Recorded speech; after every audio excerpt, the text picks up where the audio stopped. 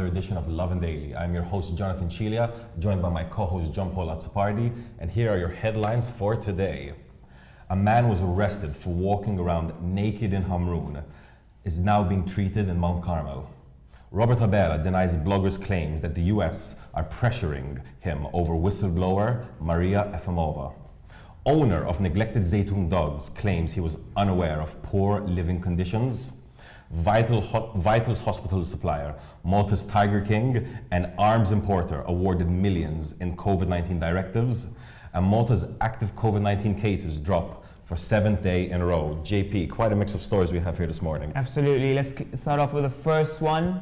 A man was arrested 2 nights ago after walking around naked in ⵄمرون. And he is now being treated at Mount Carmel Hospital. Police are treating this as a mental health case. There was a video footage that was uploaded to social media that spread like wildfire of a man who looked somewhat dazed and confused and was walking around ⵄمرون completely in the nude late at night. He was later arrested by police and they escorted the man to the at Mount Carmel Hospital. Obviously, a bit of a shocking video, but also a sad one as well. Obviously, someone is in the state where he's wandering aimlessly in the nude. Obviously, he didn't want to be like that, but clearly something was not right with him. I think what's really interesting here is to note that that the situation didn't really escalate. No one was injured. No one was harmed. Like you said yourself, the man was walking around dazed. The footage is quite strange when you're watching it. Police did arrest him. The arrest wasn't escalated. When I see these kind of things, I can't help but think of how things like this happen abroad, how they are escalated sometimes. So thankfully, no one was injured. The man is being treated in Mount Carmel, and the man walked from Marsa to ⵄمرون. So this was quite a distance. It wasn't just a few blocks. But however, the incident was ended peacefully, and hopefully the man recovers from that. Moving on to the second story, quite a big story. Obviously, if you've been following Love in Malta and Kenneth Rejock's blog himself, the former FBI informant has had some massive claims against the Maltese government, against former Prime Minister Joseph Muscat and current Prime Minister Robert ABELA. And his latest claim was that the US is pressuring Robert ABELA over Maria EFIMOVA's whistleblower status. However, Robert ABELA has come out and denied this. He has said that the claims are totally false and unsubstantiated. Obviously, if we go back a few years, Maria EFIMOVA was a former Pilates Bank employee, and she had alleged that she had access to some documents, some very key documents in the whole Panama Papers scandal that rocked Malta. She's obviously fled the country, left the country. She's currently in Greece, and a few months ago, she had actually raised $15,000 as a defense fund for herself.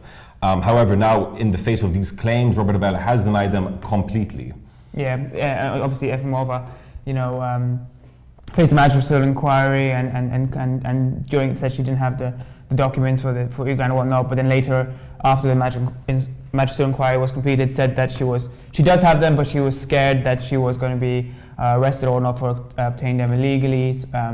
This all revolves around the issue of the whistleblower status. I think that's the big one here. Obviously, the US is trying to, or REOC is claiming that the US are trying to make Robert ABELA give her whistleblower status, and that's been the whole kind of crux of this whole EFIMOVA situation. REOC, who's come to the news recently as bashing Maltese politicians, maybe rightfully so, who knows. But the US in general seems to be all up in Malta's politics the past few days. Moving on to the next story, quite a sad and shocking story, but maybe one we're coming to get used to in Malta over the past few weeks, actually, which is the one involving dog abuse and neglect. And last week, Animal Welfare seized several dogs, up to 8 dogs from a home in ޒEJTUN who were in shocking condition. They were taken to AAA for treatment and whatnot. Two of the dogs were King Charles were in a severely neglected condition, but the owner has since spoken out and said that he wasn't aware that these dogs were living in such poor conditions. In fact, he wasn't living at his ЗEJTUN home. He was living in a house in Buja, where he's housing roughly an approximate amount of 35 show dogs that were bestowed upon him by his late wife, who worked at these dog shows and whatnot. So he has these 35 dogs in Buja, but there were about 8 dogs living in his former house in ﷺEJTUN, which he now runs as a makeshift office for his construction company on the bottom floor, and was housing these 8 dogs on the top floor. Now, according to the owner, he wasn't aware of the living conditions because he wouldn't enter the house as a result of the COVID-19 pandemic. He's 65 years old. He claims, he's a vulnerable citizen, and for that reason, he wasn't going there. But he entrusted these dogs to 2 of his employees, as well as his daughter. But over the past few weeks, he had to fire one of his employees, who was also the dog sitter. His daughter was in quarantine in Gozo. So he claims that the last employee who was meant to be taking care of his dogs was just feeding and giving water to these dogs, but not taking care of them. And he claims that he only found out about this the Friday before Animal Welfare came to his home and confiscated the dogs. Now, Animal Welfare came on Tuesday. He's saying he wasn't aware of the situation until Friday, and claims that, if he was aware, he would be taking more care of the dogs. What do you make of this story, John? Well, so he'll be facing a magisterial inquiry now, right? Yeah, currently is. What kind of got me with this story is that when he was informed that the dogs weren't in the best conditions, his immediate reaction was to put them down. He said he wanted to put them down. I'm not really sure that's the best reaction. I mean, maybe getting them treatment and improving their condition and giving them a bit of love might have been a better idea.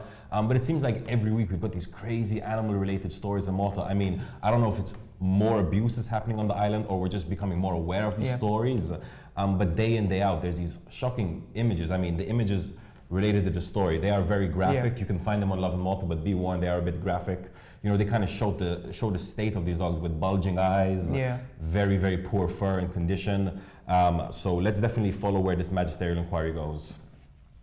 Moving on to the next story, obviously during the pandemic, especially at the beginning of the pandemic in Malta, there was a bit of a rush for ventilators. I mean, this happened globally around the world. Absolutely. And the Maltese government had a bit of a rush to try and get their hands on as many ventilators as they could. And the Shift News has now published some allegations related to which companies supplied those ventilators and how much they were paid. So the Shift News mentioned 3 major individuals and companies, the first one being Technoline, and they alleged that Technoline were given 27 direct orders during the pandemic worth 1.8 million for things like ventilators and antibody tests and other equipment related to the COVID-19 pandemic. It's not just them. James Fennick from Field Sports as well supplied 26 ventilators, they claim, for 1 million. And not just him, Sigiwi's Anton Rea, Malta's Tiger King, as it were, also was mentioned.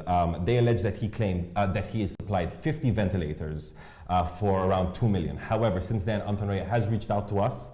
He spoke to us, denying the claims completely, saying it wasn't 50 I supplied, it was 5 I supplied, and it wasn't for 2 million, it was for 200,000. So he's totally denying the claims. He's also talked about maybe opening legal libel following this. However, massive claims. Obviously, I kind of understand that the government was in a panic to get ventilators. I'm not actually surprised that they put out these direct orders. However, it is good to know that Technoline, this isn't the first time they've been mentioned in the news. They are related to the Vitals healthcare deal, which, as we know, wasn't the best and cleanest deal around. Yeah, no, I think you raised an important point, John, which is the context of when all this happened, which was obviously the beginning of the pandemic. And as everyone else in the world, there was a kind of a justifiable overreaction to the COVID-19 pandemic. It was a novel disease, no one really knew about it. So, at one point, Malta was going to build a makeshift hospital. So, to a certain extent, I'm glad we over-prepared than under-prepared, for this. So you got to take that in consideration. And moving on and staying within the same lines of the COVID-19 pandemic, just give you a bit of an update of what Malta's current COVID situation is. Thankfully, a good trend is that the 7th day in a row, active cases have dropped following 43 new recoveries as well as 37 new cases. That means Malta's active cases are now down to 455. But unfortunately, we had some bad news this morning with news that two more COVID-19 patients passed away, a 19-year-old man and a 78-year-old man who were treating MR today. That makes 37 Malta's death toll from COVID-19 related to 37 at the moment. That's really interesting. I mean, 37 deaths. I mean, a few months ago, I don't think we would have ever imagined that we would have got to this point. And the thing is this, I mean, just this morning, Lovin Malta reported on it as well, US President Donald Trump is positive for COVID-19 as well. So and the first lady. And the first lady. Yeah. So this is obviously someone who was a little bit skeptical. At points he was talking about using bleach to combat the virus. He's been iffy on whether to use masks or not. He even criticized Joe Biden, his presidential rival, for his overuse of masks. And now it seems that he's contracted the virus himself. Obviously, as funny as the story might be, we do wish him, you know, speedy recovery, and we hope that nothing happens there. But yeah, even the president of America can be affected by the virus. Exactly. No one is immune to it, so to speak, and especially the president of the United States. But he's in quarantine now, and they're taking all precautionary measures. So yeah. I think that brings us to the end of today's show. Both from myself and John Paul, have a day full of love.